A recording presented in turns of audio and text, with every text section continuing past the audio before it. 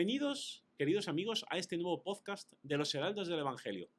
En él vamos a hablar de un beato español conocido por sus revelaciones sobre la Virgen María, sobre la Iglesia, sobre Satanás, perseguido por el gobierno de la época, desterrado, encarcelado, que viajó a Roma para pedirle al Papa la creación de una orden de exorcistas para que colaboraran en la victoria de la Iglesia contra las puertas del infierno, el beato Francisco Palau i Quer. Para ello, hoy contamos con la especial presencia del padre José Francisco Hernández Medina, sacerdote de los Heraldos del Evangelio, que tiene el privilegio además de ser de las Islas Baleares, nacido en Palma de Mallorca, pero de origen ibicenco, que nos va a poder contar con pelos y señales la vida, las andanzas y las enseñanzas de este beato Francisco Palau. Con mucho gusto. Aquí estamos para dar conocimiento a nuestro público de esta figura apasionante, una de las más polémicas también del siglo XIX, que atraviesa prácticamente casi el siglo con su presencia, su vocación profética. Es una vocación que tiene mucho que ver, además, con los Heraldos del Evangelio en muchos aspectos que vamos a comentar a lo largo de este programa. Magnífico. Este beato nace en 1881 en Aitona, en Lérida, el 29 de diciembre. Es muy interesante porque su nacimiento y su infancia se ve marcado por la guerra de la invasión napoleónica. Como sabemos, fue una invasión muy caracterizada por la persecución de la Iglesia. Él desde el inicio, su predicación y su vida, vamos a ver que está marcada por esta persecución anticlerical liberal. Va a ser una persecución constante, no solo de él en cuanto persona, sino de su propia vocación. Posteriormente, como joven, no tenía un especial destino hacia la Iglesia, no tenía familiares religiosos, monjas, sacerdotes, pero desde pequeño ya muestra una aguda inteligencia. Por lo tanto, en 1825 se traslada a Lérida para ingresar en el seminario diocesano. Con 17 años ya se hace seminarista diocesano en Lérida. Y, por lo que parece, era tan inteligente que consiguió una beca. En cierto sentido, materialmente, humanamente, ya tenía la vida hecha, porque iba a entrar en el seminario, estaba en el seminario, con todos los gastos pagados, luego sería sacerdote y, digamos, desde un punto de vista humano, no tendría que preocuparse más. Pero en él se manifiesta la vocación. Siendo seminarista diocesano, conoce a los carmelitas y se da cuenta que en su corazón late Santa Teresa de Jesús.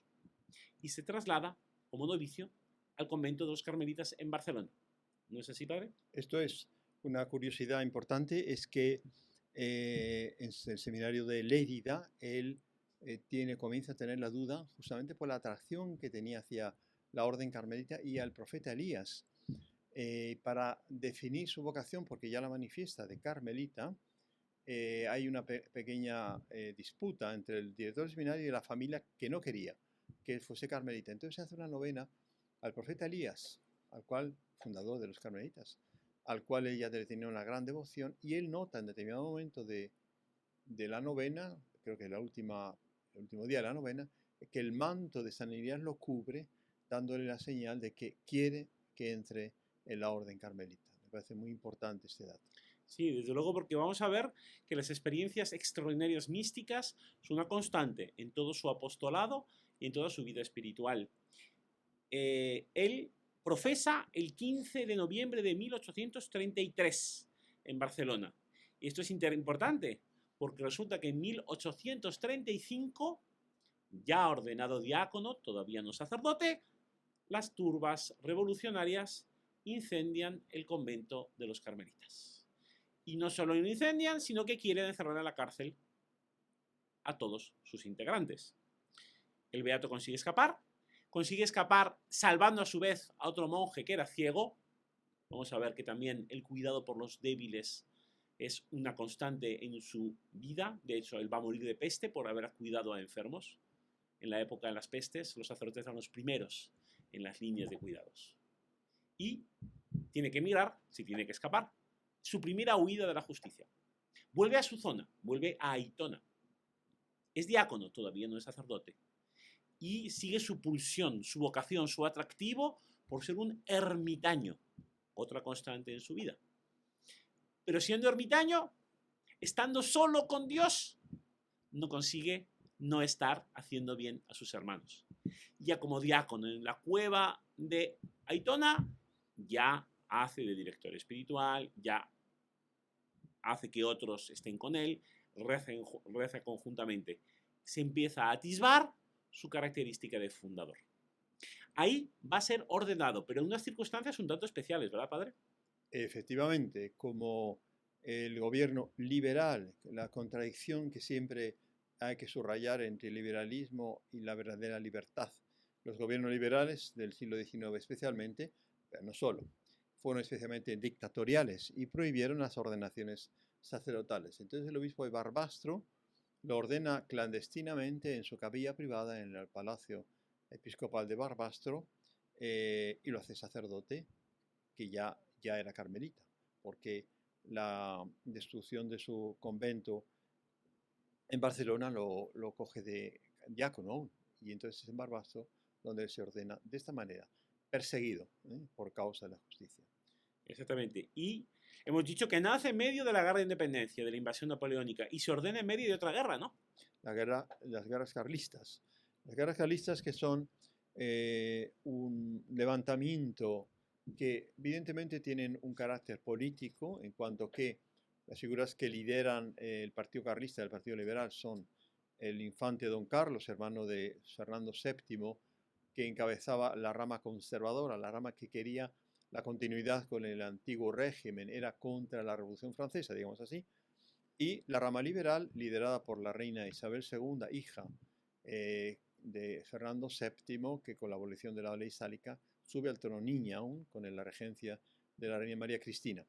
Hay un enfrentamiento muy violento. La primera guerra carlista duró 7 años, con muchísimos muertos, pero era en el fondo no solo don Carlos y doña Isabel lo que estaba en juego, era la doctrina que estaba detrás de ambas corrientes, una doctrina conservadora contrarrevolucionaria que el Beato Palau apoya.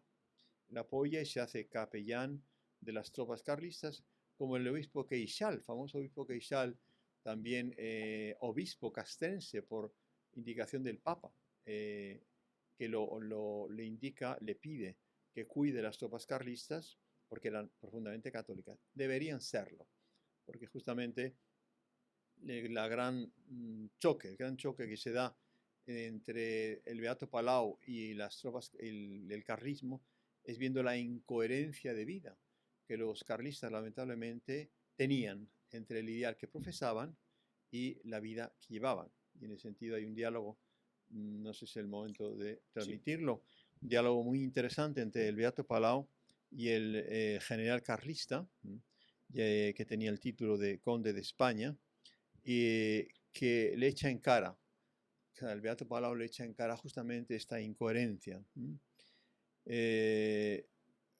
Entonces, un día, el ermitaño de 27 años se presentó ante el general carlista. Ermitaño, le llamaban así el ermitaño a ella, es el título que él usa durante toda su vida, incluso publica una revista famosa ya en la época, El Ermitaño, ya lo trataremos durante el programa. ¿Qué te trae aquí?, le dice el conde de España, general carlista. El Señor Dios de los ejércitos. Él tiene una nota eliática en toda su predicación y en su estado de espíritu. Un profeta que interpela, que increpa a los líderes y al pueblo en clave de San Elías.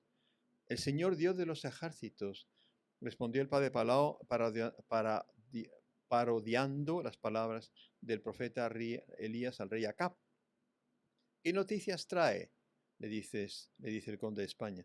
He sido enviado del cielo y mi misión es notificarle que la causa de don Carlos que defiendes está perdida. Pliega tu bandera, guarda tu espada y retírate con tu ejército a Francia. Traidor, le dice el general conde de España. Padre Palau respondió con calma, no llames traidor al ministro de paz que el cielo te envía. Recibe este anuncio fatal para ti con humildad y sumisión. Explícate, demandó el conde de España, quien se sintió intimidado y asombrado ante este hombre pequeño con hábito carmelita. El padre Palau continuó con gravedad. Has escrito en tu bandera esas palabras, Dios y Rey. Tu grito de batalla es viva la religión. Has dado batalla. El Señor de los ejércitos ha juzgado tu causa y te ha rechazado. Recuerda también el profeta Samuel con Saúl, ¿no? Dios te ha rechazado por tu infidelidad. ¿Pero por qué? Porque invocas a Dios y blasfemas su nombre. Eres un ejército corrupto. Dios no favorece tu bandera porque no son buenos cristianos tus soldados. Y el diablo te odia porque gritas viva la religión. Por lo tanto, tienes tanto al cielo como al infierno en tu contra. El general guardó silencio ante esta figura imponente y apoyó la cabeza sobre la mesa, como si sucumbiera ante los terribles pronunciamientos del ermitaño, quien se le fue rápidamente como había llegado. De hecho, en 1839, el conde de España fue asesinado por sus propios soldados, quienes arrojaron su cuerpo a las aguas del río Segre. Las profecías del Beato Palau se cumplió. Un año después, la causa de don Carlos fue derrotada y el general Ramón Cabrero se vio obligado a cruzar los Pirineos con sus soldados en Francia.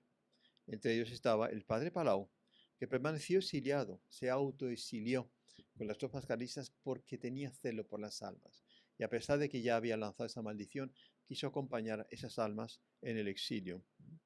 Con esta historia vemos el comienzo del rol profético del Beato Francisco Palau, quien recibió misiones del cielo para reprender a reyes, generales, obispos y sacerdotes.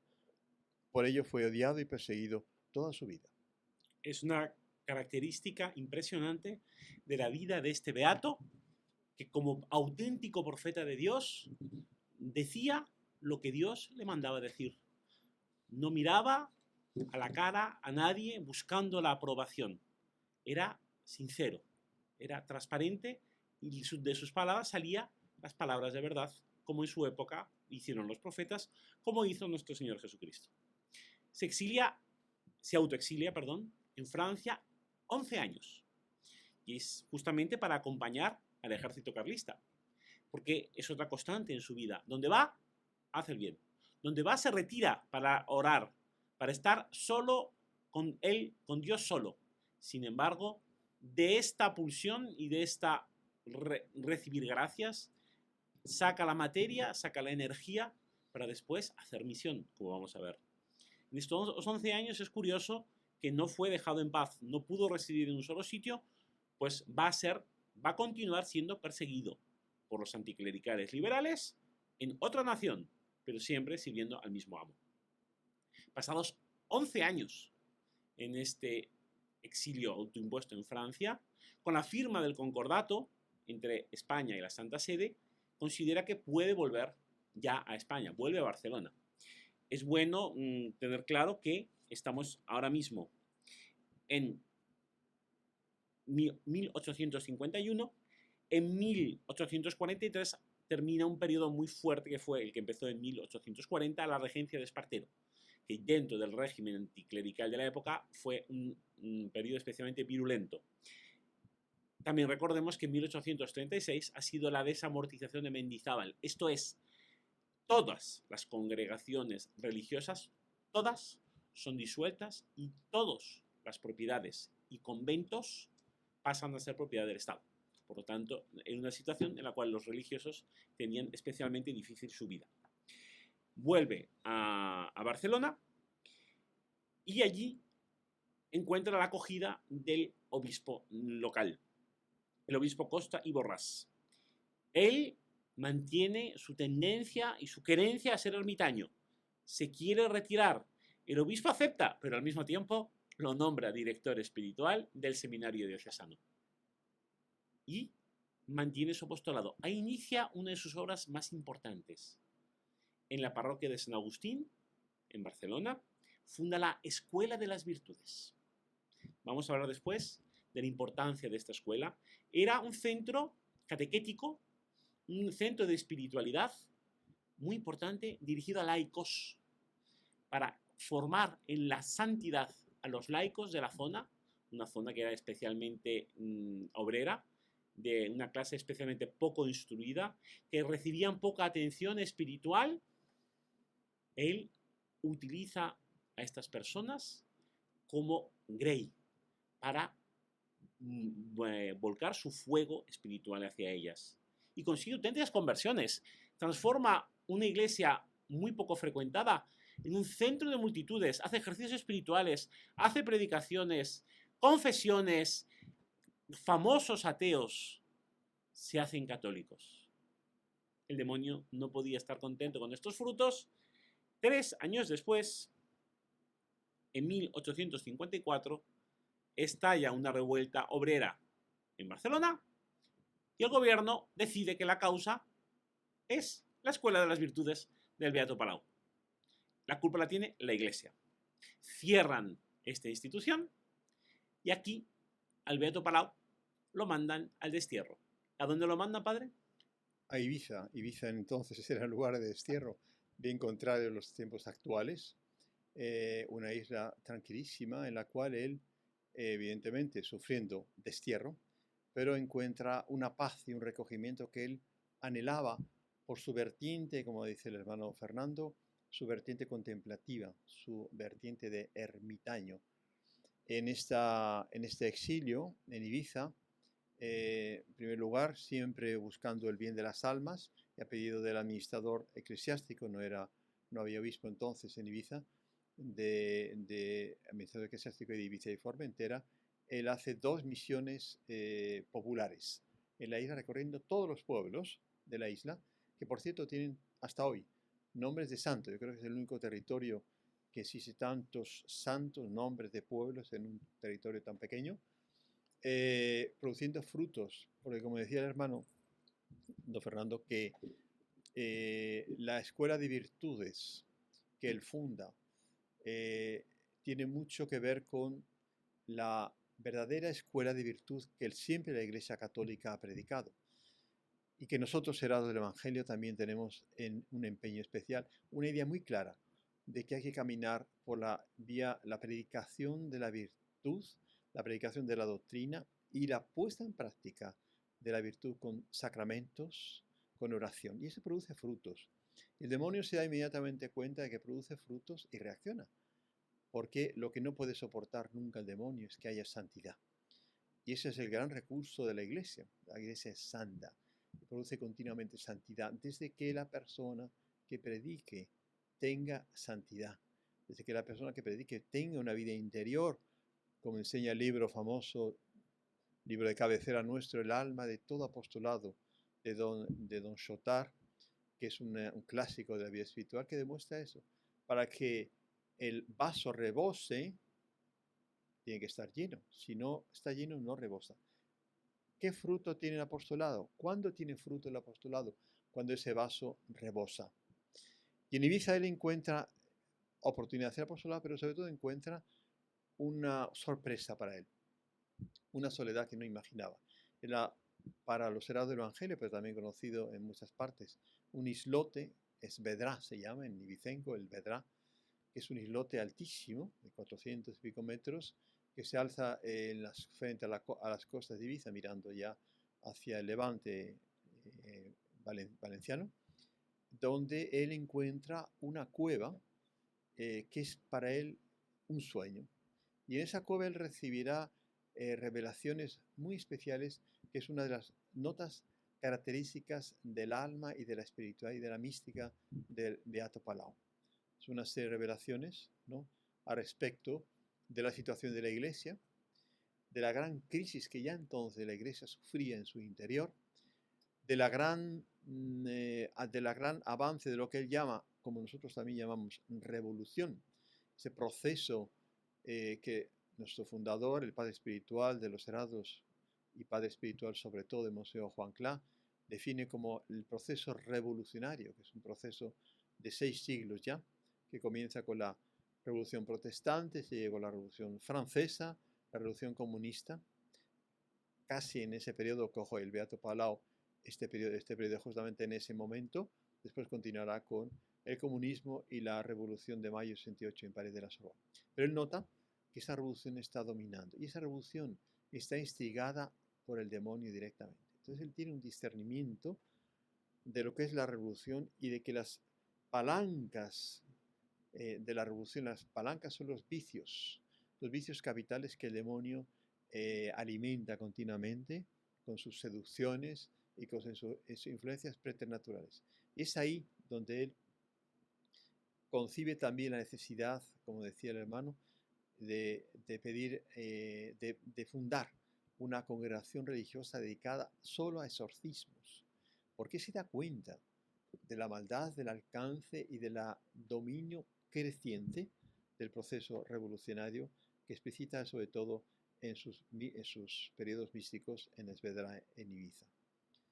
Que elevará, como hemos dicho, ese pedido al Santo Padre y también al Concilio Vaticano I, ¿no? con un promemoria que está contenido en la revista El Ermitaño. La revista El Ermitaño es una revista que él funda, en el cual es una revista apasionante, no es fácil conseguirla, pero en esa revista él transmite estas revelaciones todas, describe los pecados que cometen las naciones europeas, Alemania, Austria, Francia, España, Portugal, la propia Italia que está a punto de dar el zarpazo diabólico contra los estados pontificios con la reunificación alemana, etcétera, etcétera. Y ahí comienzan también sus famosas relaciones con la Iglesia. No sé si el hermano va a querer decir algo sobre esto. Vamos a tratar exactamente de ese tema. Aquí, estando en Ibiza, mantiene una, como ha dicho, una gran actividad, pero también correspondencia. Es muy interesante porque recibe el título a través de la Congregación de Propaganda Fide de la época, el título de misionero apostólico. Era un título que daba la congregación que le permitía, daba amplias licencias para predicar, para confesar, justamente a personas destacadas en estas circunstancias. Esto ya muestra cómo el prestigio y la influencia que tenía el Beato Palau sobrepasaban ya los límites de España. Aquí, por ejemplo, escribe uno de sus primeros libros.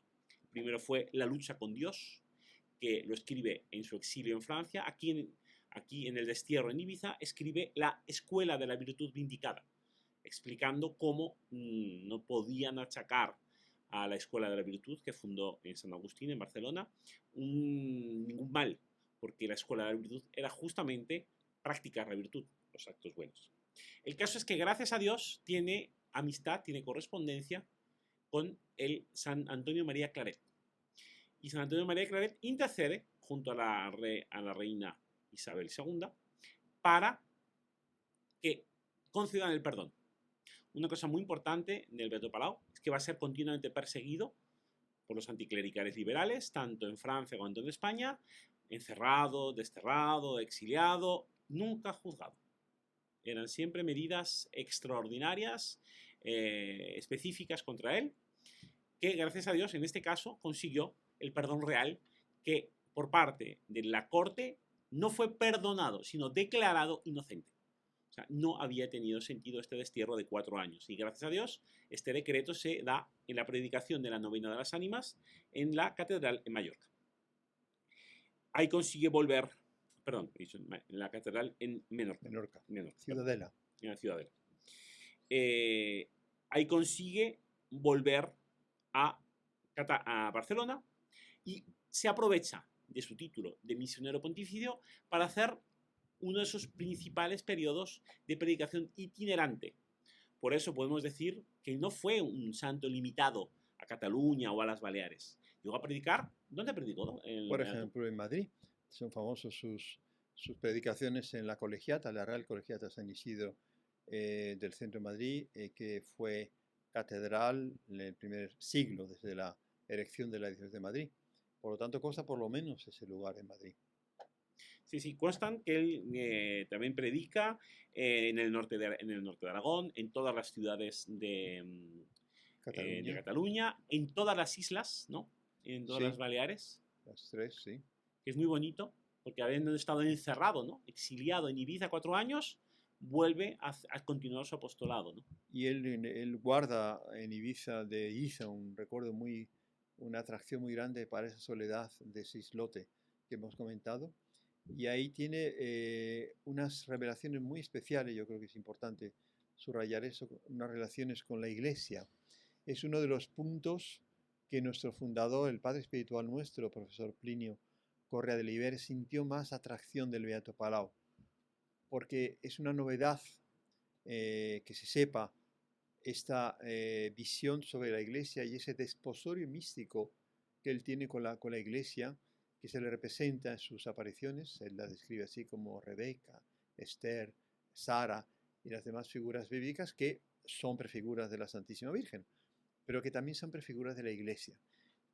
Hay un misterio en todo lo que el Beato Palau transmite respecto de este aspecto, que tiene mucho que ver con San Luis María Grillón de Montfort, mucho que ver.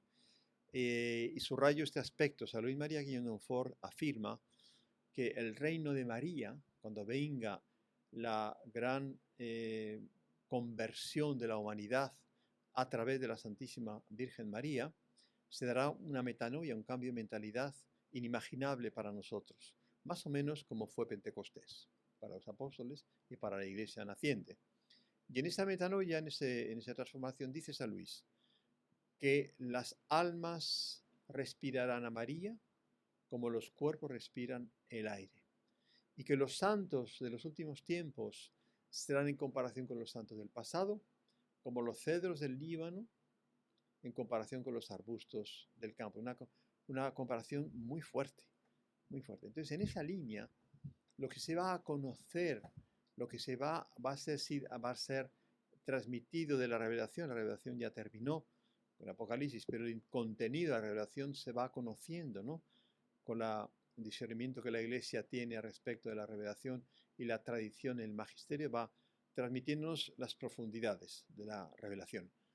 Entonces, lo que habrá respecto de esa unión que existe entre Jesucristo, la Virgen y la Iglesia es algo realmente apasionante, fascinante. Aquí tengo un libro que era del Dr. Plinio, que nos llegó a las manos por generosidad de él, el propio Dr. Plinio, de mis relaciones, el libro Mis relaciones con la Iglesia. El Beato Palau fue el primer libro que él tuvo en manos y que él subrayó. Y lo que más le atrajo a él, muy interesante porque nos descortina un poco el velo que se encuentra detrás de este misterio de las relaciones con la Iglesia del Beato Palau y de las relaciones, por lo tanto, de todos nosotros con la Iglesia que aún no ha sido explicitado. Dice así el Beato Palau, y el otro Plinio subraya con su puño y letra: Iglesia Santa, 20 años hacía que te buscaba. O sea, él tiene un imán, una atracción místico hacia la temática de la Iglesia. Te miraba y no te conocía, porque tú ocultabas bajo las sombras oscuras del enigma, de los tropos, de las metáforas, y no podía yo verte, sino bajo las especies de un ser para mí incomprensible. Así te miraba y así te amaba. Eres tú, oh Iglesia Santa, mi cosa amada. Eres tú el objeto único de mis amores. Es una pasión en la línea de San Juan de la Cruz y Santa Teresa de Jesús, carmelitas también ellos, al respecto del amado, de nuestro Jesucristo. Aquí, por cierto lado, es una profundidad mayor dentro del misterio de Dios. Puesto que tantos años hacía que yo penaba por ti, ¿por qué te cubrías y escondías a mi vista? Aquí una nota que él subraya también. A lo que parece, esta es una de las primeras páginas en que expresa el Beato Palau su admiración por la Iglesia después de haber sentido su presencia de una manera particular y cuyo momento clave suele situarse en consonancia con otras afirmaciones del autor en la primera quincena de noviembre del año 60. Los 20 años anteriores a esa fecha corresponden a la época en que tenía ideas muy comunes y tradicionales sobre la Iglesia, pese a que sentía gran deseo de conocerla y amarla. Y él hace una especie de vía de unión con la Iglesia, de amistad con ella, procesiva, que no vamos a entrar aquí, pero que indica una vía nueva dentro de la teología y de la mística clásica a respecto de esta unión con la Iglesia. Viendo que fuerzas humanas no bastan para atajar los males gravísimos que afligen a la Iglesia, en ciertas estaciones me retiro a un islote, aquí está describiendo su experiencia en Esvedra, de una hora de circuito y de una elevación prodigiosa. Realmente, cuando uno se acerca a esta isla, parece un monte bíblico. Yo no sé si en Tierra Santa hay montes así, tan altos.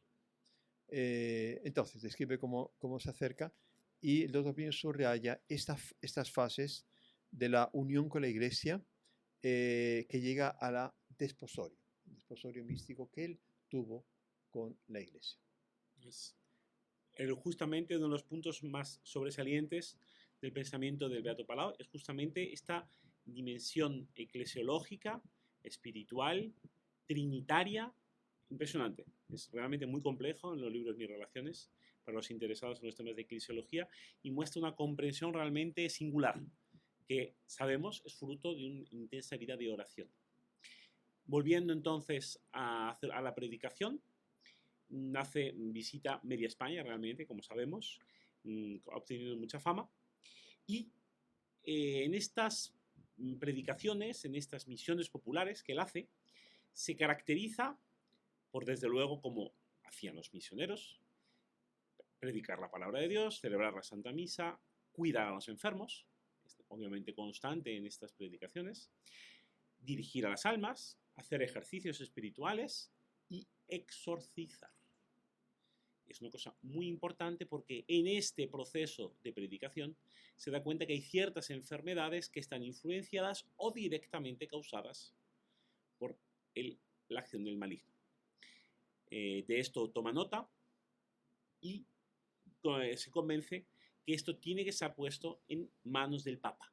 En la época, estamos hablando de 1866, viaja a Roma, estaba reinando en Roma el Papa Pío IX, ya había vuelto del exilio en Gaeta, también otro papa que tiene que ser exiliado a punta de bayonetas por las tropas de Garibaldi. Teoría liberal, tan defensora de la libertad. Para variar.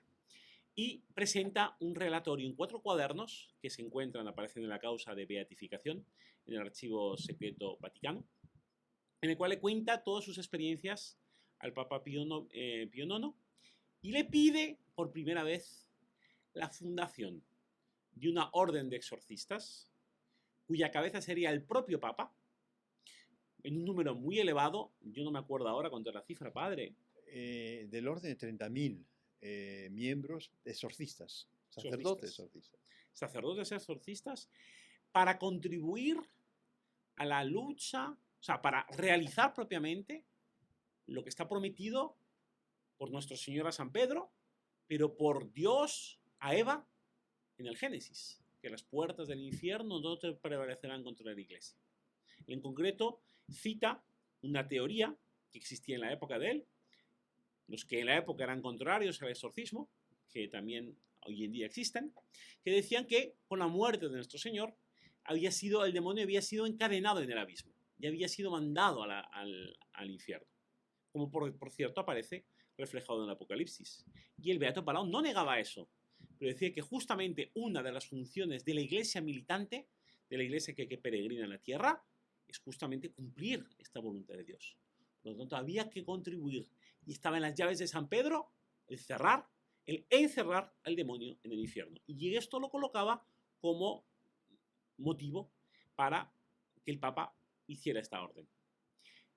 El Papa responde, se sabe, aparece en los archivos, que le pide informes al obispo de Barcelona sobre el Beato Palau, son muy positivos, y le concede una serie de privilegios, pero hace silencio. sobre todo el tema del exorcistado. El Papa Pío IX no dice nada sobre ese tema. Pero le concedió unos privilegios muy especiales. Por ejemplo, que cuando organizara ejercicios espirituales, le concedía la indulgencia plenaria a quien participara de estos exorcismos. Estamos hablando del siglo XIX. En la época la indulgencia plenaria era una cosa muy rara. Y este tipo de privilegios se concedían a los obispos. No se solían conceder a los sacerdotes. Lo cual muestra una benevolencia y un aprecio por parte de su santidad, el Beato Pío IX, al Beato Palau. Vuelve a Barcelona y ahí funda otro centro de espiritualidad. Sí, pero ahorita respecto del exorcistado y el tema de la acción del demonio y la presencia del demonio después de ser encadenado, como hizo nuestro Señor con la redención y con su muerte y pasión, es doctrina de la Iglesia que los pecados de los hombres dan al demonio permisos, autorizaciones de Dios para influir más. Y en esas revelaciones que él tiene, sobre todo en Ibiza, él ve el poder del demonio que ha subido muchísimo, que ha aumentado muchísimo. Y que por lo tanto es necesaria un movimiento, un paso de la Iglesia en la línea de las llaves de Pedro para contener esa infestación preternatural terrible que ya en el siglo XIX era tan dominante. Él dice que es un enigma el que va a ser descifrado en los próximos siglos, el enigma del mal, sea en la Iglesia, sea en la sociedad civil, en el Estado, por esa acción preternatural. Y coincide, pocos años después, toda esta visualización con un tema muy actual, que es la visión del Papa León XIII, que tiene después de esta misa, que ha sido recordada con motivo de la elección del nuevo Papa León XIV, ha sido recordada esta visión que tuvo el Papa en la capilla privada en el Vaticano, en San Pedro, en Palacios Apostólicos, en la cual después de una misa, él tiene una revelación que lo notan los cardenales y auxiliares asistentes que estaban allí, que ha tenido algo especial el Papa. Después de la acción de gracias se retira a su despacho y el secretario lo acompaña y dicta el famoso exorcismo de San Miguel, que fue rezado después de la misa oficialmente, formaba parte de las rúbricas de la liturgia hasta los años 60, para justamente contener. ¿Por qué? Porque el Papa León XIII vio que la Iglesia asiste a un diálogo parecido al de Job con el demonio, ¿no? Asiste a un diálogo entre el Padre Eterno y el demonio, en el cual el demonio le pide permiso a Dios para tentar a la Iglesia, una gran tentación en su conjunto. Por tanto, una entrada de demonios, aquí está el rasgo palautiano de esta visión, una legión de demonios que salen del infierno por causa de los pecados de revolución que el Beato Palau discernió.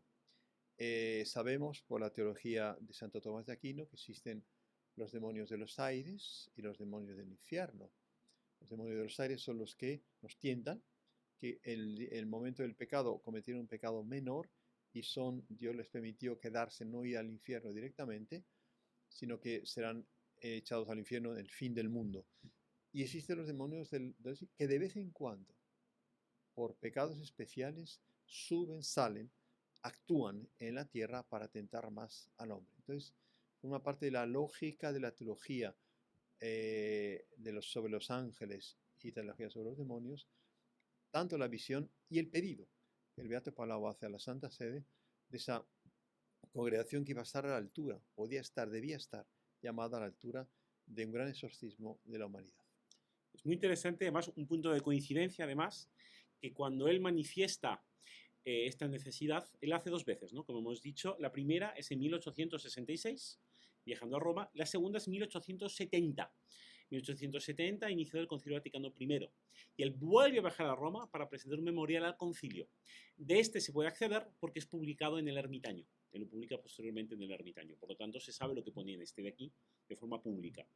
Y es interesante porque él cuenta que quien le exige la creación de la orden del exorcistado en la iglesia, quien se lo pide, es el propio arcángel San Miguel. Y el exorcismo de León XIII es pidiéndole a San Miguel que libere a la iglesia, que es otra característica propia además de el Beato Palau, porque el exorcismo habitualmente se suele considerar únicamente en esta dimensión personal, la persona que está afectada, obsesionada, infestada por el demonio. Sin embargo, el Beato Palau lo coloca esto, además, obviamente, dentro del misterio de la Iglesia.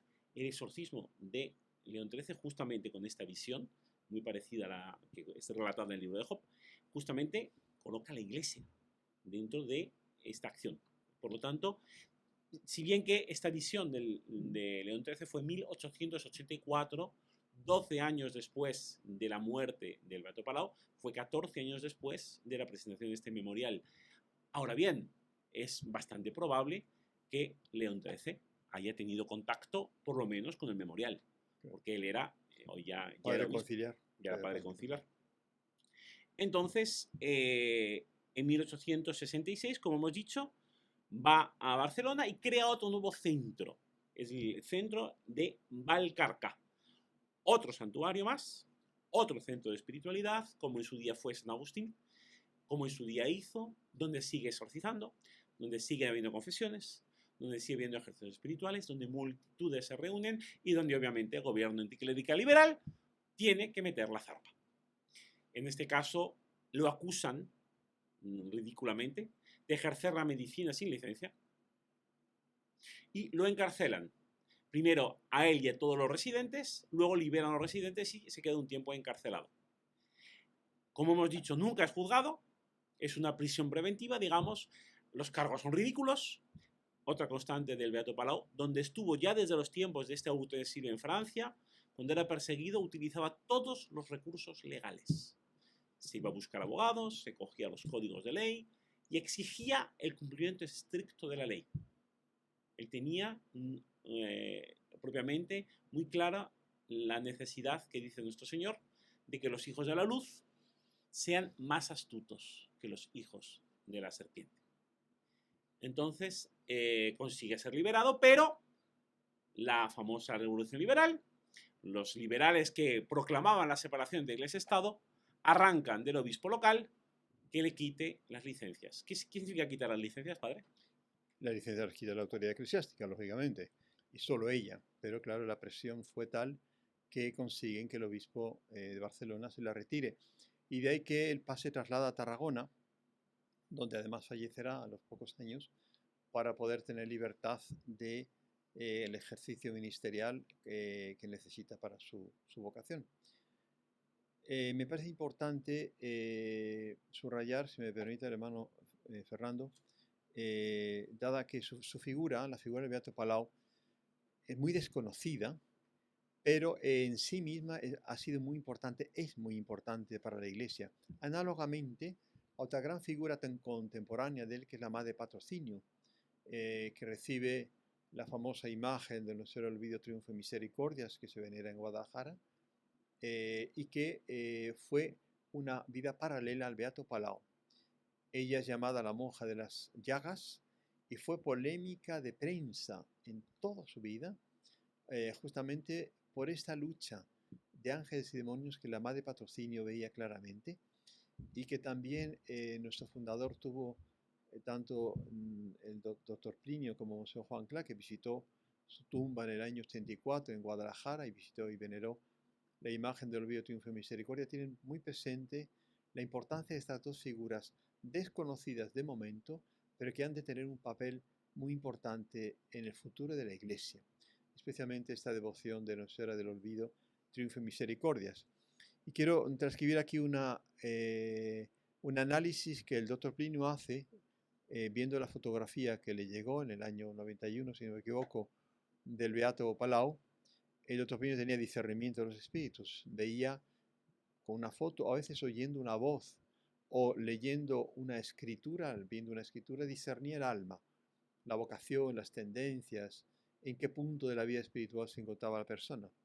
Y cuando ve la foto del Beato Palau, dice así: me da la impresión de una persona profundamente seria y muy segura de sí misma, con gran estabilidad interior. Tiene la estabilidad de los santos. Es un hombre de gran reflexión y ha llegado a conclusiones que han estabilizado su espíritu en certezas inamovibles, como una isla está arraigada en el fondo del mar. Curiosa la analogía con la isla y el islote de Esvedra, que es impresionante, o está realmente hace alusión a esta figura totalmente. Consecuencia, es muy firme en la fe y las conclusiones que la teología saca de la fe. Asintió desde el primer momento que vio la fotografía de él una sintonía enorme con el alma del Beato Palau, y fue de los últimos descubrimientos que él tuvo en su vida. Él muere en el año 95, esto ocurre 4 o 5 años antes, y desde entonces comenzó a tener gran devoción y a querer saber más y estudiar más. Y tanto es así que introduce su advocación dentro de las letanías de nuestra asociación. También está muy seguro, dice el doctor Plinio, de la autenticidad de los fenómenos místicos. O sea, él ve con toda claridad que son fenómenos místicos, que no son engaños del demonio. Los fenómenos místicos que experimenta su fisonomía da la impresión de firmeza, pero también de gran serenidad.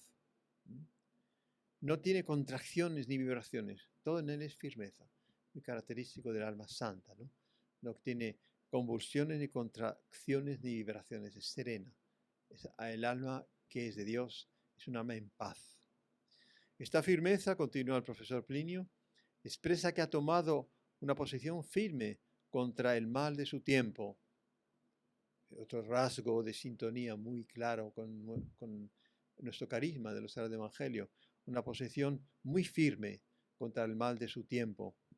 Después de largas meditaciones sobre lo que debe amar y lo que debe odiar, ha resuelto luchar y destruir el mal y el error. Una persona que se ha entregado a Dios y por lo tanto ama lo que Dios ama y odia lo que Dios odia. Al igual que su mirada se amplió con la edad, también lo hizo su amor por el verum bonum pulcrum, la verdad, la bondad y la belleza, y su rechazo a lo contrario. Contempló al diablo y sus legiones saliendo para atacar a la iglesia y a la civilización cristiana.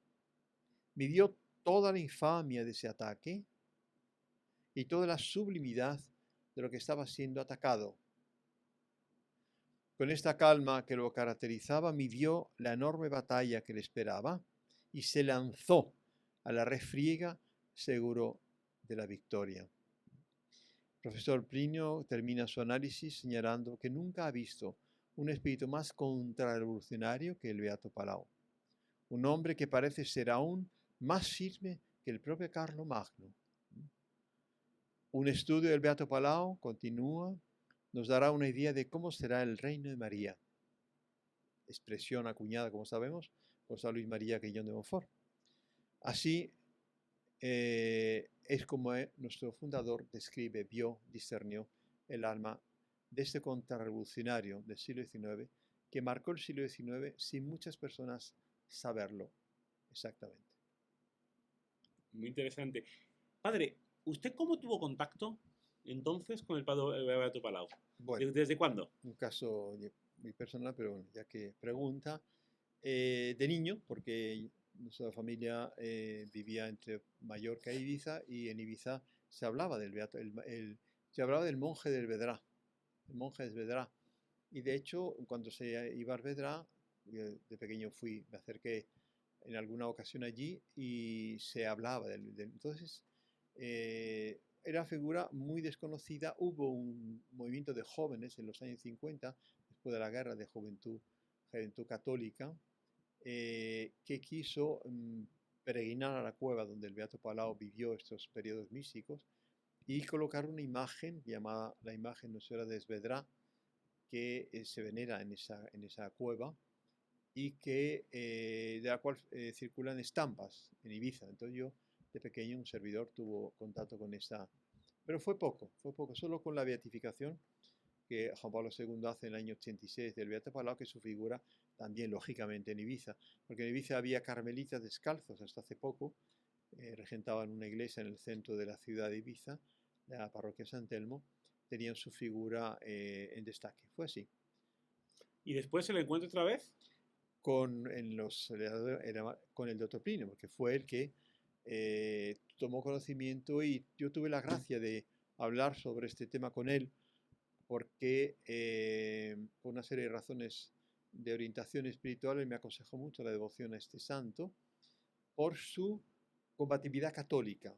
Le atraía muchísimo este rasgo combativo. El beato Pablo de verdadero cruzado, de verdadero soldado de Cristo y de María. Y él me aconsejó, y en esta ocasión es que me regala este libro, que era de él, subrayado por él, con la obra de mis relaciones con la Iglesia, que, repito, sentía él una gran atracción por esa temática de la relación y el desposorio místico con la Iglesia.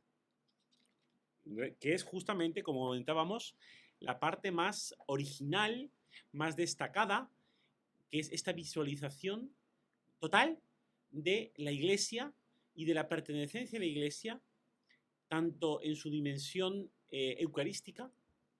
Él decía, como usted comentaba antes, padre, que en la consagración de la Santa Misa, él dice, de entre las revelaciones que él tiene, una lógica teológica eucarística total, dice que al darse la transustanciación, el cuerpo y el pan y el vino se transustancian el cuerpo, la sangre, el alma y la divinidad de Jesucristo. Por lo tanto, al hacerse presente la cabeza, también se hace presente la Iglesia, el cuerpo místico. Por lo tanto, la Iglesia de alguna manera está presente en esa Eucaristía, análogamente a lo que en teología se sabe, porque la Santísima Trinidad no se divide, siempre está unida, es un solo Dios, son tres personas, y lo que hace una persona está unida a las otras dos personas que lo hacen también. De modo que cuando yo comulgo efectivamente a Jesucristo, pero como es la segunda persona de la Santísima Trinidad, también entra en mi alma el Padre y el Espíritu Santo. Yo puedo hablar en mi acción de gracias con el Padre, audiencia con el Padre, audiencia con el Espíritu Santo, porque está la segunda persona, la persona de Jesucristo, la persona divina de Jesucristo, junto con su naturaleza humana, en esa Eucaristía. Entonces, es una dimensión nueva que habría que estudiar, habría que profundizar, porque el Padre Palau abre horizontes nuevos en la línea, repito una vez más, de lo que San Luis Guillón de Montfort define en su Tratado de la Verdadera Devoción como lo que va a ser el reino de María. Qué maravilla nos esperan cuando se dé lo que en Fátima la Virgen anuncia como el triunfo de su Inmaculado Corazón. Triunfar es muchísimo más que vencer o ganar una batalla, de una victoria. Es un triunfo. Esas maravillas serán clarísimamente conocidas y abrazadas en esa era. Es otro punto que es realmente muy interesante en los heraldos del Evangelio, que forma parte también de la vida del Beato Palau, los famosos 3 puntos blancos de la espiritualidad, que los heraldos los llevamos en nuestro escudo.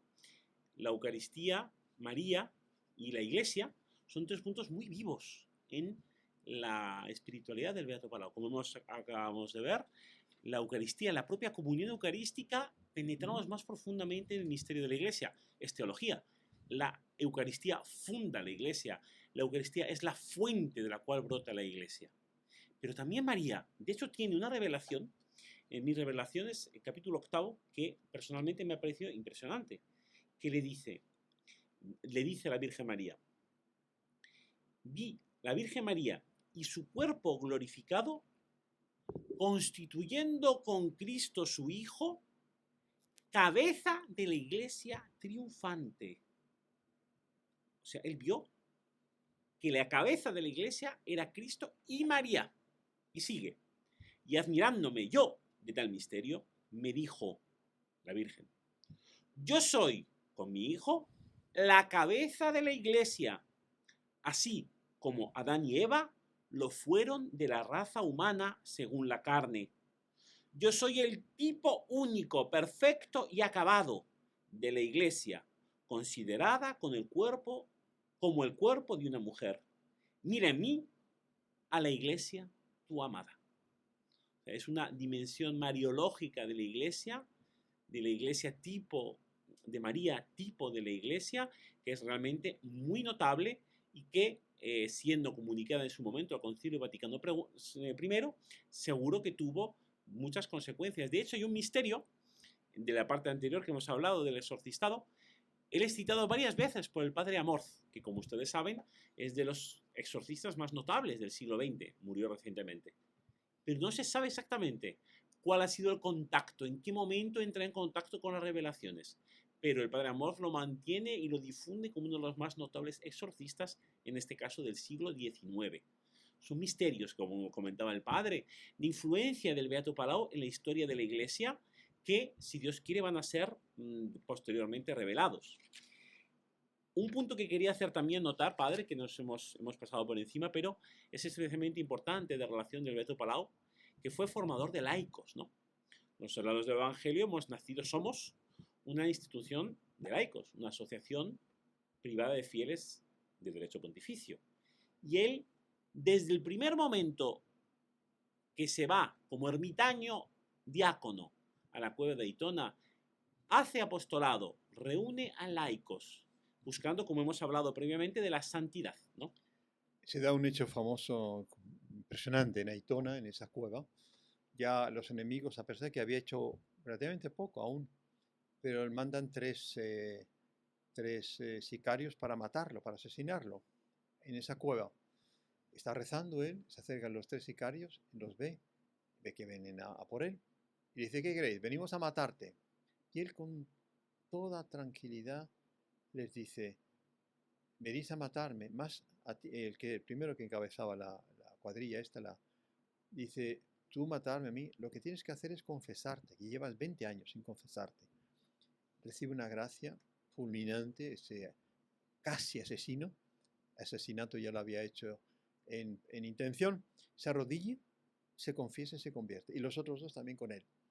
O sea, un poder no de persuasión psicológica, de conversión, porque aquí está el punto. Él tenía muy claro, y la escuela de virtudes de la parroquia de San Agustín, donde él ejerce sus 3 años de apostolado intensísimo, con frutos, porque el apostolado se muestra con frutos, por los frutos los conoceréis. ¿Y los frutos cuáles son? De cambio de vida, de conversión estable, donde una persona que ha dado un paso, permanece en ese paso dado. Entonces, donde él va, produce efectivamente por el apostolado eficaz, basado en una vida interior real de santidad, produce fruto. De ahí que la alarma en Barcelona, cuando con la Escuela de Virtud, él realmente, porque ¿qué pasa? Quien se convierte, muy importante eso y muy de nuestro fundador, este pensamiento que voy a decir ahora, quien se convierte tiene una coherencia con lo que va a pensar al respecto de todo, por supuesto, de su vida personal, de lo que es la familia, de lo que es la organización social y política, de lo que es la cultura. Es una conversión, cuando es verdadera, auténtica, global. Y se da en sentido contrario un hecho muy bonito de San Antonio y María Claret, contemporáneo de él, que no fue como el Beato Palau o el obispo Caixal, militante, capellán carlista, no. San Antonio de Claret se mantuvo sin entrar en ese mundo, ¿no? Pero un masón, al final de su vida, se le acercó, al final de la vida de San Antonio María Claret, y le dijo: Excelencia, usted no sabe la guerra que nos ha dado usted. Dice: ¿yo? Si nunca entré en política. Dice: sí, pero ¿qué pasaba? Cuando usted predicaba, en una región que predicaba, los frutos de esa predicación hacía que los católicos se habían convertido, votasen, apoyasen el carlismo. O sea, había una coherencia entre la conversión y la postura política también, de coherencia con la fe católica. Entonces eso es lo que pasaba en la Escuela de Virtud de Barcelona. Ellos veían que esa gente, esos obreros, que eran caldo de cultivo además de la izquierda y de liberalismo, pasaban a las filas católicas y cambiaban su mentalidad y su persona. Es lo que un movimiento que es de Dios, donde el dedo de Dios está presente, donde la savia de la santidad de la Iglesia circula, produce frutos de virtud. Y esa nota, evidentemente, estuvo presente en todos los apostolados con los laicos. De hecho, hablando de esto, en Valcarca, cuando tiene este centro, una de las pruebas de acusación que hacen que lo encarcelen es que se sabía que una noche había llegado un barco de un largo viaje, habían desembarcado 90 marineros por la noche Barcelona. en Barcelona. ¿A dónde irían esos marineros? Fueron a la iglesia de Valcarca por la noche a confesarse los 90. Y esto fue una de las acusaciones que llevaron a su encarcelamiento, porque obviamente tenía que tener algún tipo de coacción, de coerción, o estaba formando una conspiración, porque no era humanamente comprensible que 90 marineros se fueran a confesar, llegando a puerto después de una travesía. Muy interesante la conexión también con otro santo, que no estamos hablando, San Luis María Griñón de Montfort, que él, las regiones donde predicó, fueron justamente las regiones la Vendée, ¿no?, que fueron la principal reacción contra la Revolución Francesa, y casi hacen fracasar la Revolución Francesa por la fuerza moral que los vandeanos tuvieron, fruto de la predicación que San Luis Guillén de Montfort, un siglo atrás prácticamente, había difundido en ese lugar. Las únicas regiones que el jansenismo, los obispos jansenistas franceses le permitieron predicar a San Luis Guillén de Montfort, porque a pesar de que era misionero pontificio, también obtuvo ese título.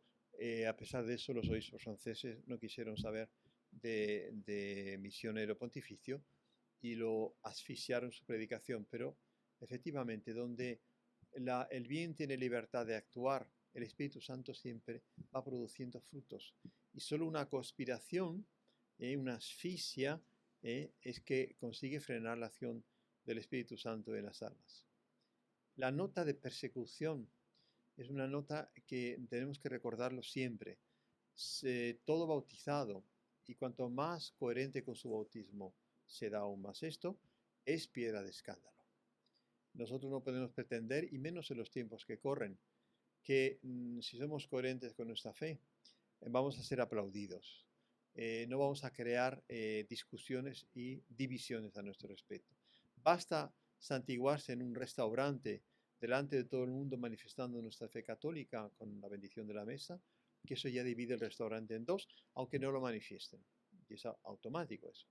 Entonces él tenía mucho esa noción, como la tenía San Luis, como la tenía la Madre Patrocinio, como la tenía San Antonio y María Claret, de que el compromiso serio con el Evangelio, con la Iglesia, lleva automáticamente a una persecución. Pero eso es bueno, máxime, y con esto vuelvo a unir al Dr. Plinio, nuestro padre espiritual, y su libro Revolución y Contrarrevolución, con la visión de la acción del demonio del Beato Palau.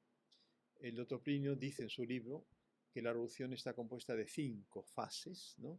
Lo hemos dicho antes: revolución protestante, francesa, comunista y la mayo 68, pero no termina ahí. La revolución continúa con la quinta, lo que llama la quinta revolución, que es la satánica. El satanismo está dominando cada vez más el mundo, está penetrando cada vez más, incluso en anuncios, en juegos infantiles, en diversiones, como que nada, como si nada fuese, como si fuese una diversión más. Y cuando entra el demonio, entra toda su acción. Y esa visión que tuvo el Papa León XIII de la acción del demonio contra la cual él mandó rezar el exorcismo en toda la Iglesia Universal, esa acción está aumentando. Por tanto, la actualidad del Beato Palau y de su exorcizado, de su deseo de multiplicar los exorcistas, es más actual que nunca, muchísimo más que en el siglo XIX, es actual en el siglo XXI. Y los buenos pastores, yo creo que tenemos que rezar mucho por eso, para que ese sueño, este plan tan santo y tan astuto, porque los hijos de la luz, dice el Señor, deben ser astutos como las serpientes e inocentes como las palomas.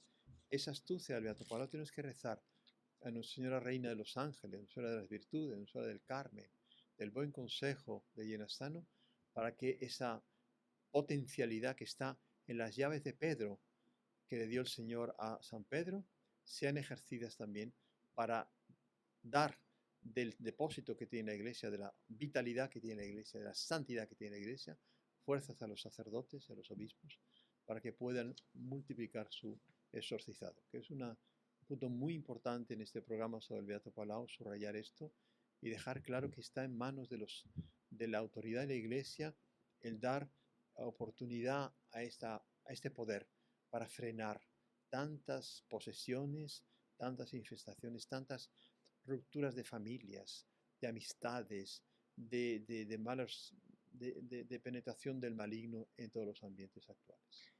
Aquí voy a leer un texto que lo explica en palabras de él, el Beato Palau, justamente esta acción. Y dice así: los demonios son ángeles revolucionarios. ¿No? En el cielo se da la primera revolución, la revolución primera, la de Satanás y sus ángeles contra Dios.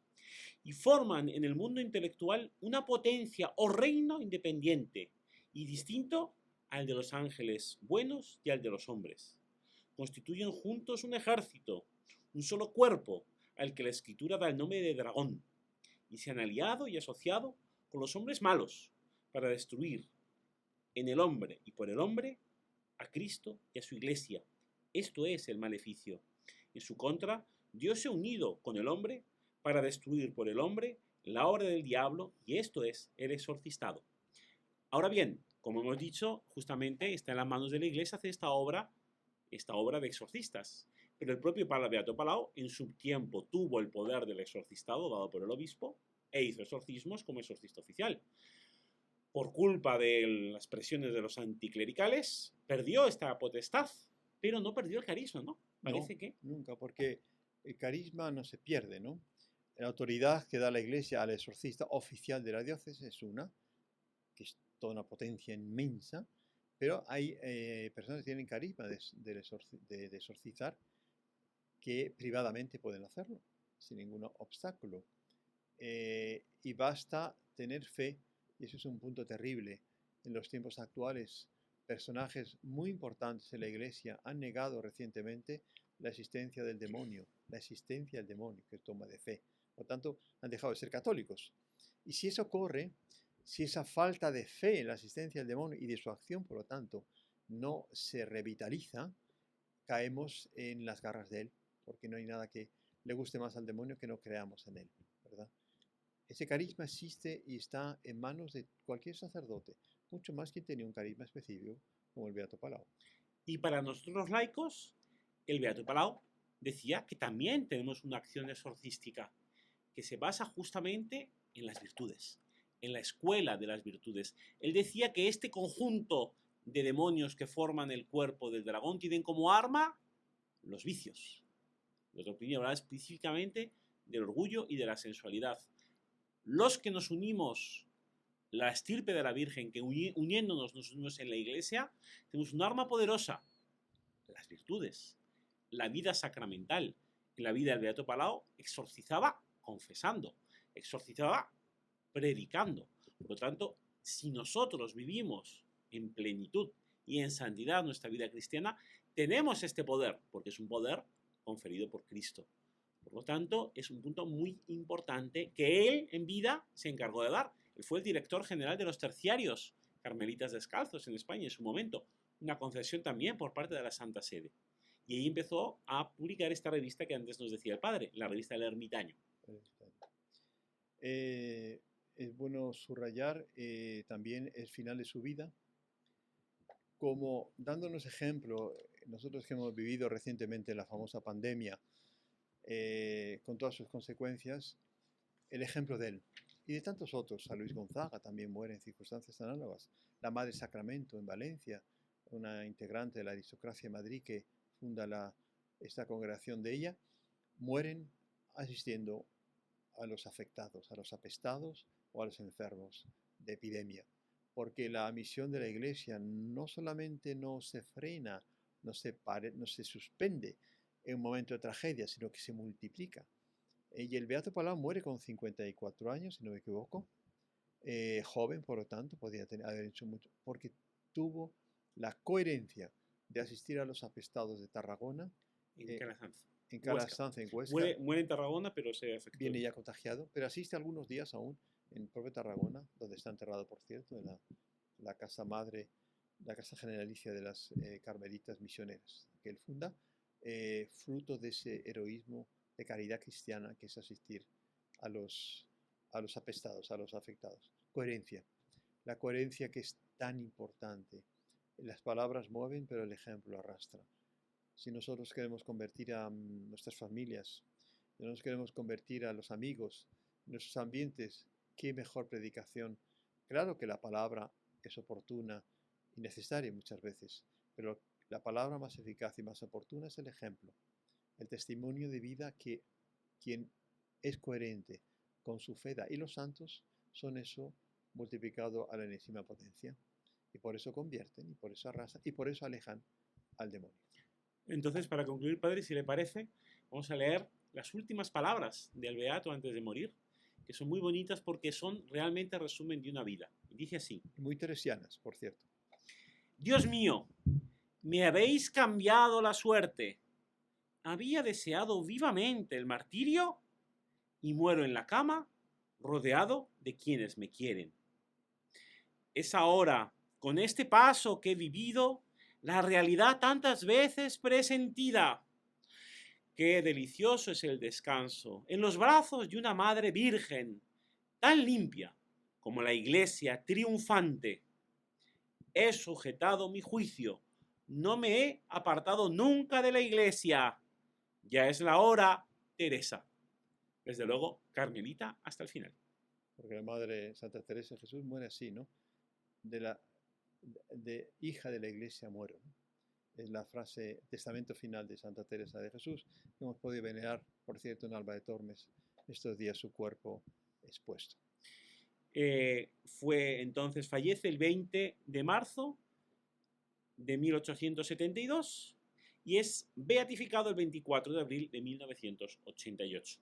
Su fiesta litúrgica es el 7 de noviembre, así que llegando a noviembre, por favor, a todos nuestros oyentes, recuérdense de pedir la intercesión no solo el 7 de noviembre, pero especialmente ese día, de este gran santo, fundador, místico, profeta, perseguido, exorcista, hijo de la Iglesia, esposo de la Iglesia, amante de María Santísima, sacerdote, tantas y tantas cosas. Él muere el 20 de marzo, perdón el inciso, y la Santa Sede nos concede a nosotros el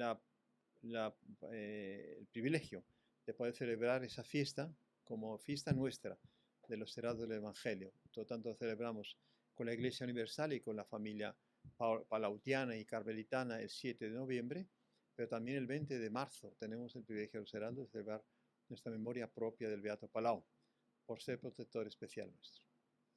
Padre, le pido entonces la bendición para todos los que están aquí escuchando. Con mucho gusto, el Señor esté con vosotros. Y con tu espíritu. Por intermedio de nuestra Reina de los Ángeles, terror de los demonios, sobre el Apocalipsis, del buen consejo llena sano, de las virtudes y del Carmen, de la intercesión del Beato Palau, y nuestros santos intercesores, que la bendición de Dios Todopoderoso, Padre, Hijo y Espíritu Santo, descienda sobre vosotros y os acompañe siempre. Amén.